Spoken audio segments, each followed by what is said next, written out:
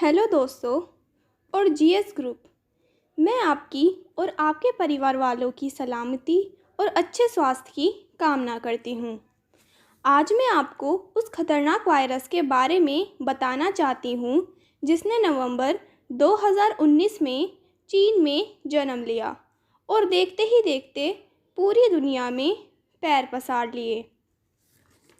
सितंबर 2020 में भारत में corona virus की पहली लहर अपने चरम पर थी और अब 6 महीने बाद अप्रैल 2021 में कोरोना वायरस की दूसरी लहर ने कहर बरपा है और बहुत बड़ी संख्या में बच्चे और युवा संक्रमित हो रहे हैं। मौत का आंकड़ा भी बढ़ गया है। आज के समय में कोरोना वायरस से भी ज़्यादा हमें अफवाहों से बचने की ज़रूरत है। कोरोना से भी ज़्यादा खतरनाक है अफवाह और उससे फैला हुआ डर। जो लोग अफवाह से शिकार हो रहे हैं उनके लिए यह खतरनाक है, क्योंकि अगर आप अंदर से डरे हुए हैं तो आप कोरोना की जंग नहीं जीत सकते।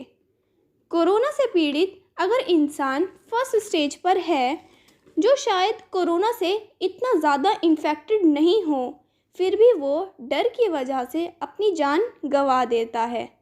बहुत से ऐसे केसेस सामने आ रहे हैं जो लोग डर के मारे ज़्यादा अपनी ज़िंदगी से हाथ धो बैठ रहे हैं। इन सभी चीज़ों को हमें कंट्रोल में करने की ज़रूरत है। कोरोना वायरस की दूसरी लहर पिछले साल की लहर से कहीं ज़्यादा जानलेवा है। ऐसा एक्सपर्ट्स ही नहीं बल्कि हम खुद भी अपने आसपास महसूस कर रहे हैं। म्यूटेशन की वजह से यह वायरस काफ़ी खतरनाक हो गया है। इससे संक्रमण के दर भी लगातार बढ़ते जा रहे हैं। ऐसे में लोगों को लग रहा है कि आगे वह लोग कैसे सुरक्षित रह सकेंगे।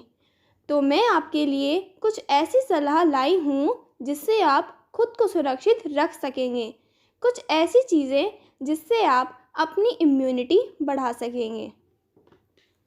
ज़रूरी ही नहीं कि आप घर से बाहर जाकर ही दवाइयाँ लाएं, बल्कि आपके घर के किचन में मौजूद हल्दी, काली मिर्च, दालचीनी, अश्वगंधा, गिलोय, तुलसी जैसी चीज़ों का सेवन कर आप अपनी इम्यूनिटी को बढ़ा सकते हैं। इन सब चीज़ों में हल्दी बेहद ज़रूरी और असरदार है। हल्दी का दूध पीने से ना सिर्फ रोग प्रतिरोधक क्षमता बढ़ेगी, बल्कि कोरोना को इस दूसरी लहर से संदर्भ में भी बेहद महत्वपूर्ण है, क्योंकि म्यूटेंट वायरस लंग्स को कमज़ोर बना रहा है, जबकि हल्दी का दूध और गर्म पानी में हल्दी का सेवन करने से लंग्स में इन्फेक्शन आने से रुकता है। अगर आप हल्दी का दूध पीने में खुद को असमर्थ महसूस करते हैं तो आप इसमें सौंफ या इलायची डालकर इसे जायकेदार बनाकर आसानी से पी सकते हैं। अगर आप मार्केट जा सकते हैं तो बाज़ार में मिलने वाला षडबिंदु, अणुबिंदु जैसे आयुर्वेदिक तेल को नाक में डालने से इम्यूनिटी बढ़ा सकते हैं। ये तेल आसानी से किसी भी आयुर्वेदिक औषधि की दुकान पर मिल जाएंगे, लेकिन मौजूद हालात देखते हुए अगर मार्केट जाने में रिस्क है तो तिल के तेल में थोड़ी सी हल्दी डालकर उसका भी सेवन कर सकते हैं। इसके अलावा खाने में हरी सब्जियां जैसे लौकी, तोरी, पालक और मूंग दाल को अपनी डेली डाइट का हिस्सा बनाएं। काली मिर्च, दालचीनी, लौंग, इलायची, मुलेठी, थोड़ी सी अदरक या सौंठ पाउडर को एक बड़े कप पानी में चुटकी भर हल्दी के साथ उबालकर आसानी से आप आयुर्वेदिक काढ़ा बना सकते हैं। आयुर्वेद में माना जाता है कि पाचन तंत्र ठीक होने पर आप किसी भी वायरस को हराने में सक्षम होते हैं। इसलिए अपने पाचन तंत्र यानी अपने डाइजेस्टिव सिस्टम को सही रखना बेहद ज़रूरी है। एक और ज़रूरी बात कि कोरोना वायरस से बचने के लिए लंग्स को मज़बूत बनाना बहुत ज़रूरी होता है, क्योंकि देखा गया है कि ऑक्सीजन लेवल कम होने पर मरीज़ को बचाना मुश्किल हो जाता है। इसीलिए इम्यूनिटी बढ़ाने के साथ साथ प्राणायाम, भ्रामरी जैसी ब्रीथिंग एक्सरसाइज का अभ्यास करना ज़रूरी है।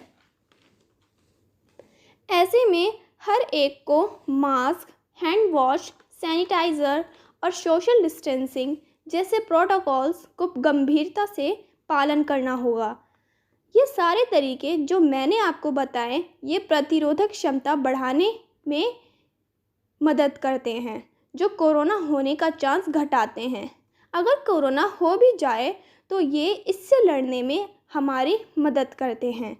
फ़िलहाल आपसे गुजारिश है कि किसी भी लक्षण को नज़रअंदाज ना करें।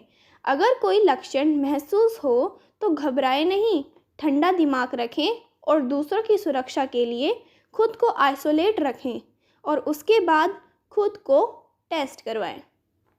धन्यवाद।